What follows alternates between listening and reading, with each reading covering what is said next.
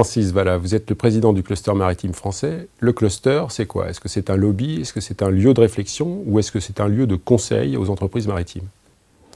Alors, ça n'est pas un lobby, bien que l'une de ses missions soit un dialogue permanent, ferme, constructif avec les pouvoirs publics, sans compromission.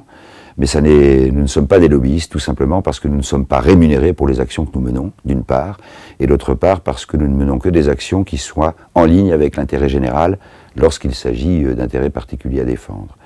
C'est évidemment un lieu de réflexion, hein. Près de 5000 cadres, plus de 5000 cadres maintenant et dirigeants d'entreprise sont passés dans le groupe de travail depuis 2006 et nous nourrissent aussi bien, je dirais, nous donnent une doctrine et des plans d'action et adaptent le plan d'action en permanence.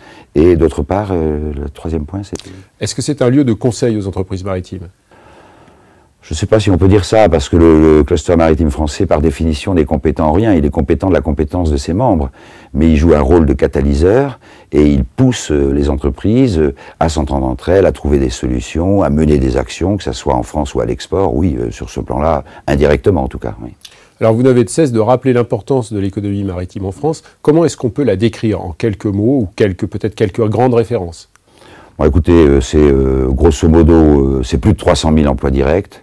C'est largement plus de 60 milliards d'euros de valeur de production. C'est au moins 10 ou 11 métiers dans lesquels, des grands métiers maritimes dans lesquels la France est dans le peloton de tête.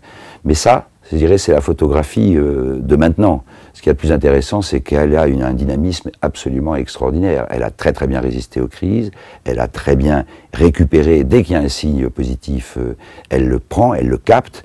Et puis, enfin, la dernière caractéristique, c'est dans un tas de domaines qui sont ce qu'on appelle la nouvelle industrie de la mer. Je pense aux grands fonds marins, mais je pense aussi aux énergies marines renouvelables, etc. Mais les grands fonds marins, par exemple, qui sont un énorme défi pour la décennie à venir, cette économie maritime est leader mondial. Est-ce que vous avez l'impression que les milieux politiques et les milieux économiques également français ont une bonne appréciation de cette importance des économies maritimes en France? Bah écoutez, ça vient. Et aujourd'hui, s'il y a, comment dire, une certaine impression de flottement, ça vient plutôt du fait que les autorités politiques ont aujourd'hui du mal à décider. Il est vrai que les sujets sont complexes, mais en tout cas, la reconnaissance par le monde politique de l'importance de l'économie maritime est là. La preuve d'ailleurs, c'est que la mer, et c'est une très bonne nouvelle, même si c'est pas facile à vivre toujours pour nous, la mer est devenue un enjeu au sein du pouvoir lui-même. Donc ça, c'est un signe qui ne trompe pas, et il n'y a pas de doute que le fait que cette communauté maritime se soit organisée, commence à marcher d'un pas qui est un pas commun, si je puis dire, a un impact très fort. Oui, oui, oui. Nous sommes certainement beaucoup plus respectés que nous l'étions il y a quelques années.